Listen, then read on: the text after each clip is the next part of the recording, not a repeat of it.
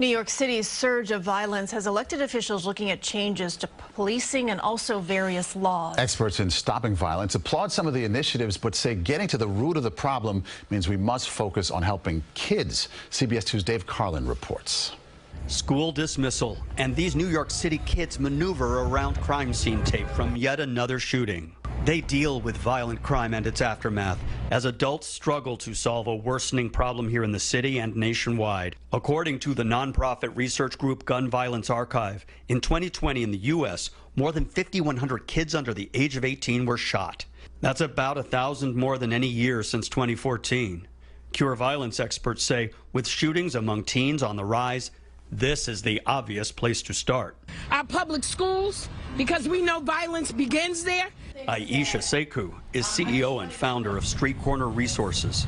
At her Harlem headquarters, she guides a team of 40, many of them young adults, who fan out in the neighborhoods, gather intel, and work to interrupt disagreements before they explode into injury and death. When the gun shows up on a young kid, that kid is reeking with fear. I know that when you see the kid at 13 with a gun, if we don't deal with that at that point, we're going to see that kid again. Either we're going to see him in a box in the morgue, or we're going to see him in cuffs. She wants to see more school counselors and similar types of counselors in more places.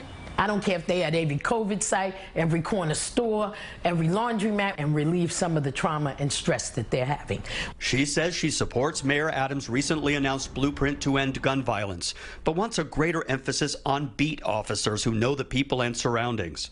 Sekou demands Cure violence groups be better funded and included in more City Hall discussions, adding voices to guard against over-policing and encourage more gun buybacks, more youth centers, and enhanced recreation programs. In agreement is Victor Dempsey, leader of Gangs Coalition. The gang stands for grassroots advocates for neighborhood groups and solutions.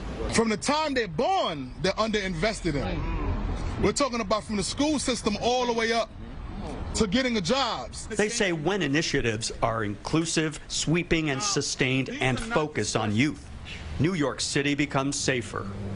Dave Carlin, CBS 2 News.